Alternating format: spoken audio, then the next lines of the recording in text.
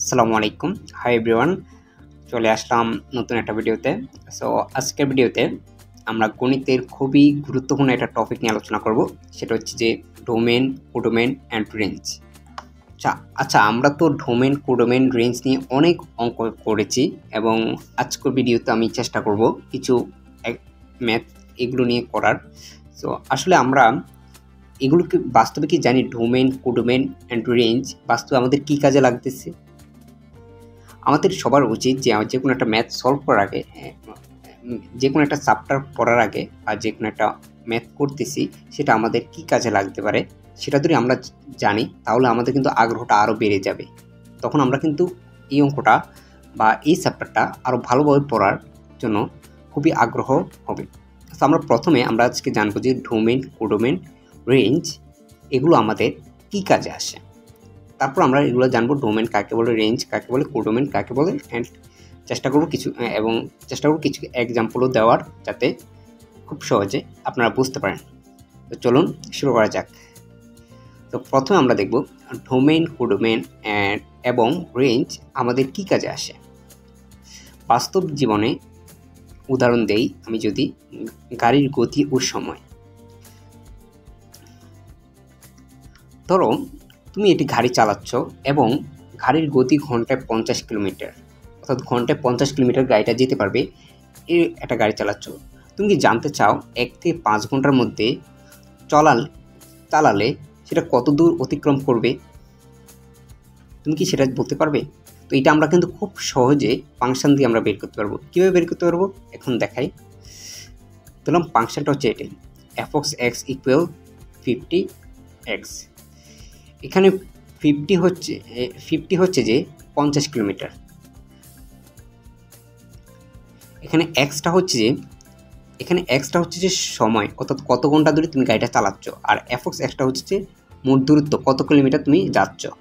Suppose ধরো 1 ঘন্টায় যদি যাও তাহলে কি এখানে 50 ইন্টু 1 তাহলে কত হবে? 50 কিলোমিটার হবে।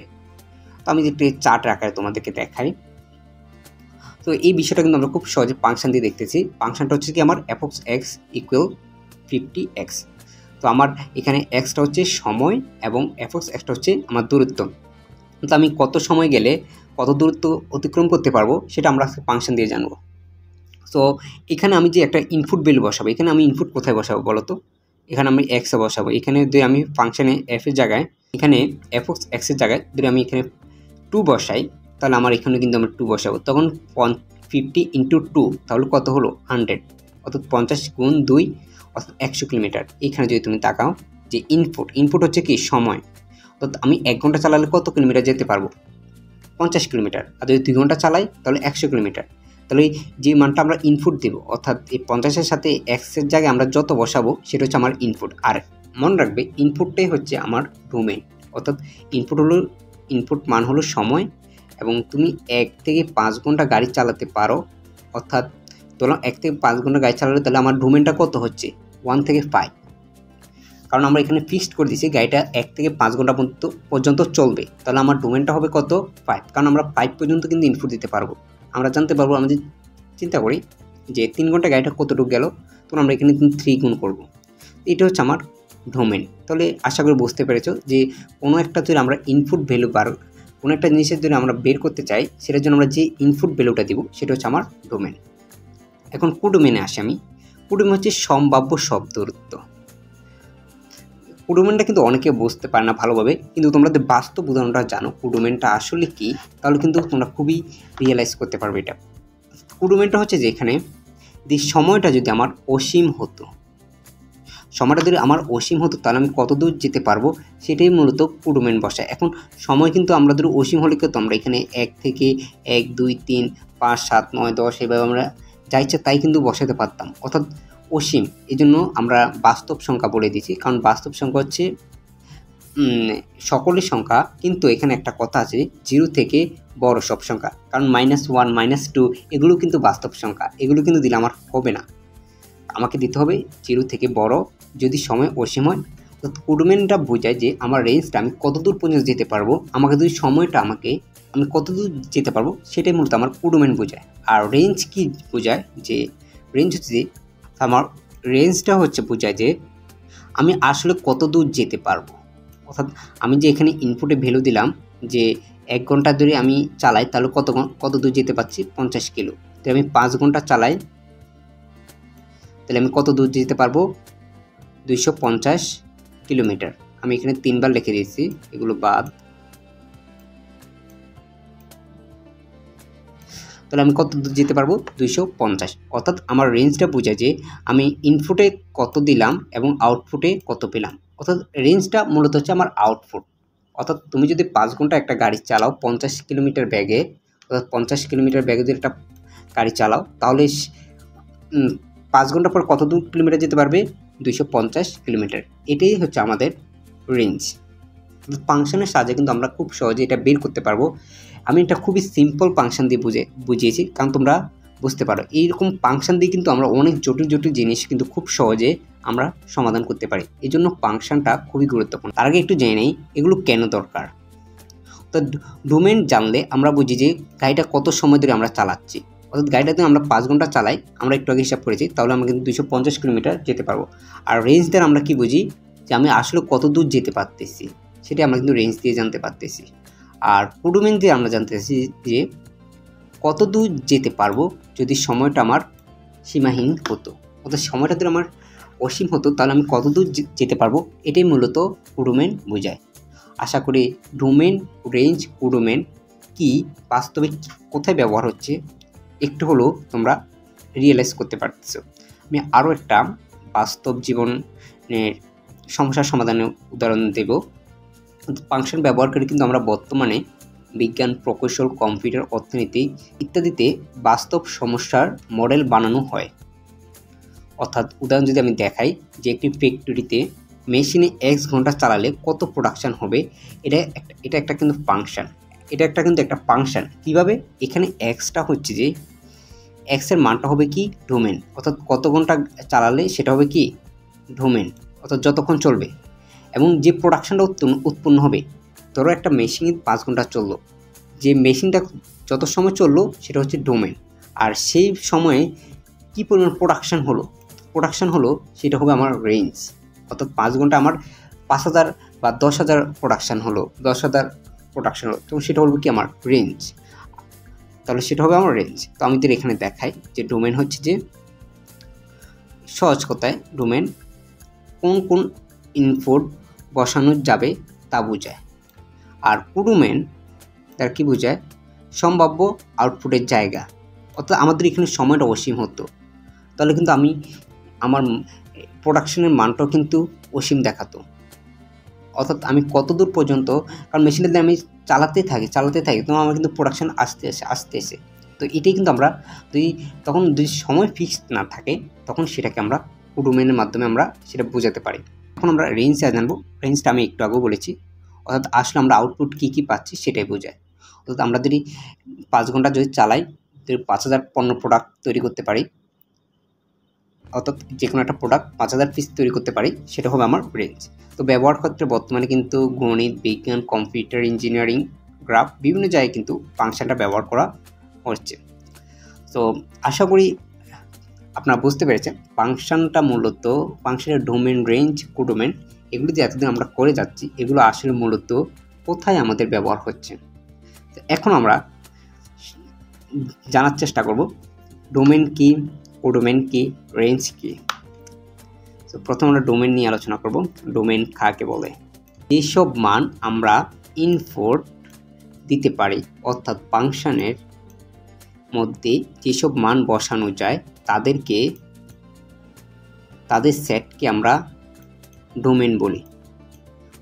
অর্থাৎ একটু আগে আমরা দেখেছিলাম 1 থেকে 5 ঘন্টা ধরে আমরা একটা গাড়ি চালাই, তাহলে আমাদের রেঞ্জ ডোমেন কি হয়? 1 থেকে 5, 1 2 3 4 5 এর একটা সেট, 1 থেকে 5 পর্যন্ত একটা সেট, সেই সেটটাকে আমরা কিন্তু তখন আমরা ডোমেন বলেছিলাম। অর্থাৎ সেই জন্য যে ফাংশনের মধ্যে আমরা যে মানগুলো বসাতে পারবো তাদের সেটটাকে আমরা কিন্তু ডোমেন বলবো, নট অনলি একটা সংখ্যাকে। অর্থাৎ যে কোনো একটা সেটকে আমরা ডোমেন বলবো। তো আমি যদি উদাহরণ দেখাই যে f(x) = x², এটা x²। তো এখানে x এর যে কোনো মান কিন্তু আমরা বসাতে পারি। এক্সের জায়গায় কিন্তু আমরা এখানে এটা হচ্ছে এক্স স্কোয়ার। সো ধরলাম এটা একটা কি এক্স স্কোয়ার। এখানে যদি আমি এক্সের জায়গায় -3ও বসাতে পারি, 3 বসালে কি হবে, আমি যদি -3 বসাই তাহলে আমি এটা -3 বসালে আমরা পাবো কত, 9। আমরা পাবো কত, 9। কিন্তু পজিটিভ 9 পাবো। আমরা কি পাবো, পজিটিভ 9 পাবো। আমরা পজিটিভ 9 পাবো, কারণ ব্র্যাকেট আমাদের কোনো মাইনাস সংখ্যাকে স্কোয়ার করি তাহলে আমরা কি প্লাস মান পাই। তো আমি এখানে কিন্তু ডোমেনের জায়গায় কিন্তু চাইলে প্লাস মাইনাস সব সংখ্যা বসাতে পারি। তো এখানে আমি ইনপুট ভ্যালু হিসেবে -1 -2 -100 +100 যে কোনো সংখ্যা কিন্তু আমরা বসাতে পারি, আমার কিন্তু ধরা বাধা নেই। তো সেজন্য আমরা এটাকে বলবো, এখানে আমাদের ডোমেনটা হচ্ছে কি সকল বাস্তব সংখ্যা, অর্থাৎ আর দ্বারা আমরা বুঝাই যে রিয়েল নাম্বার, অর্থাৎ সকল বাস্তব সংখ্যা। বাস্তব সংখ্যা হচ্ছে যে পৃথিবীতে যত সংখ্যা আছে, দশমিক বলো, 0.2, 0.5 -0.1 যাই বলো, সকল সংখ্যাটা হচ্ছে বাস্তব সংখ্যা। তো এটা তাহলে আমার ডোমেনের সেটটা কি হচ্ছে, ডোমেনটা হচ্ছে আমার রিয়েল নাম্বার, বাস্তব সংখ্যা। তো এখন আমরা রেঞ্জে যাব। সরি, আমরা এখন কোডোমেনটা দেখব। কোডোমেনটা যদি আমরা তাকাই, কোডোমেন কাকে বলে, ফাংশনের যে সেটের মধ্যে ফলাফল দিতে পারবে বা যাকে টার্গেট করে হিসাব করে ধরা হয়, অর্থাৎ ফাংশনের যে সেটের মধ্যে ফলাফল দিতে পারবে, অর্থাৎ যে সেটটার মধ্যে ফলাফল দিতে পারবে বা যাকে টার্গেট করে হিসাব করা হয়, যাকে টার্গেট করা হয় তাকে আমরা কোডোমেন বলি। অর্থাৎ যে এমন একটা সেটকে আমরা ধরবো যে এই সেটে আমার সকল আউটপুট দিতে পারবে, আমি যেরকম যে কোনো ইনপুটে দিই।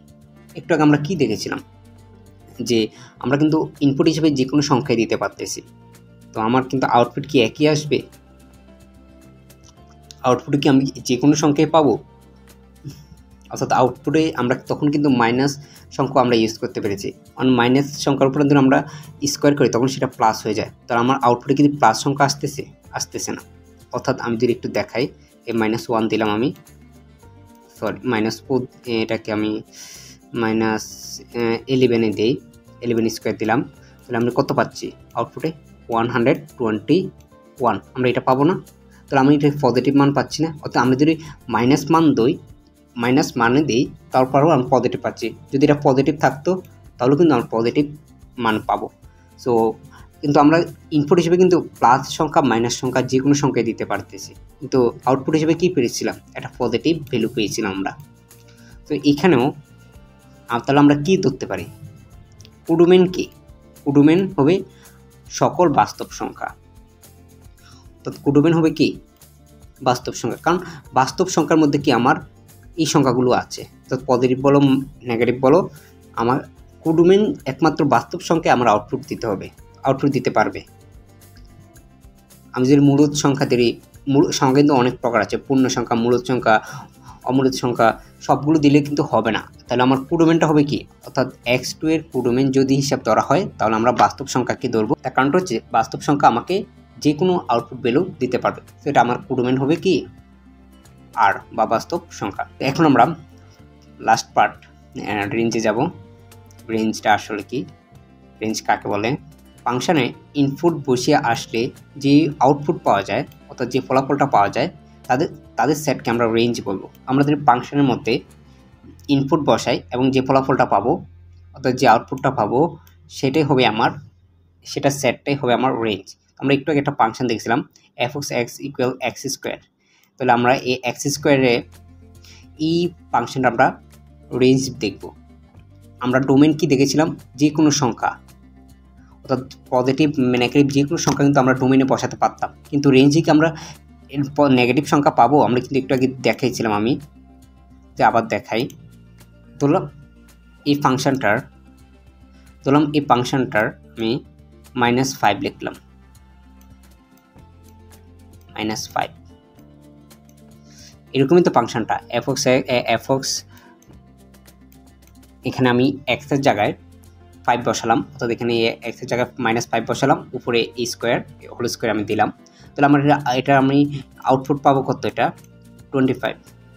কত পজিটিভ পাবো না, পজিটিভ 25 পাবো। আমি কি নেগেটিভ 25 পাবো, কখনোই আমি নেগেটিভ 25 পাবো না। সো আমি দেখলাম যে এই ফাংশনটার মধ্যে আমি যতই সংখ্যা দিই, অর্থাৎ যেরকমের সংখ্যা দিই, আমি যদি মাইনাস দিই প্লাস দিই, তাহলে আমি কিন্তু পজিটিভ ভ্যালু পাচ্ছি। অর্থাৎ এক্সের যতই হোক না কেন, অর্থাৎ এক্সের মান যতই হোক না কেন, ফলাফল কিন্তু 0 বা তার বেশি হচ্ছে। অর্থাৎ 0 থেকে পজিটিভ দিকে 1 2 পজিটিভ 1 পজিটিভ 2 পজিটিভ 3 এভাবে পজিটিভ মান আমরা পাবো। তো সেই জন্য আমরা রেঞ্জটা আমরা লিখব যে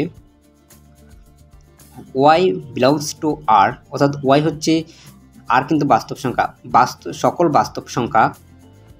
তবে এখানে আরেকটি কথা আছে যে কিন্তু এখানে y এর মানটা বলা আছে যে y গ্রেটার দেন ইকুয়াল 0, অর্থাৎ 0 থেকে সকল বড় সংখ্যাই হচ্ছে y এর মান। বাস্তব সংখ্যার মধ্যে 0 থেকে সকল বড় সংখ্যাই হবে কি y এর মান, আর yটা হচ্ছে কি আমার রেঞ্জ। তাহলে এটি হচ্ছে আমার রেঞ্জ, অর্থাৎ সকল পজিটিভ সংখ্যা, আমি এখানে এইভাবে লিখি যে r প্লাস সকল পজিটিভ সংখ্যা হচ্ছে কি আমার রেঞ্জ। আপনারা বুঝতে পেরেছেন ফাংশনের মধ্যে আমরা যে ফাংশন অঙ্কগুলো করছি, ডোমেন, কোডোমেন, রেঞ্জ কোথায় কি কাজে লাগতেছে বাস্তব জীবনে এবং এগুলো কাকে বলে এবং উদাহরণসহ বিস্তারিত আলোচনা করেছি। এবং এগুলো নিয়ে কিছু ম্যাথ আমার এই চ্যানেলে আছে, আপনারা চাইলে দেখতে পারেন, খুবই হেল্পফুল হবে আশা করি। সো আশা করি আপনারা সবাই ক্লিয়ার। তো আজকের ভিডিওটা এ পর্যন্তই। ভিডিও ভালো লাগলে লাইক, শেয়ার, সাবস্ক্রাইব অবশ্যই করবেন। আজকে এ পর্যন্তই, দেখা হবে ইনশাআল্লাহ অন্য কোনো ভিডিওতে। আল্লাহ হাফেজ।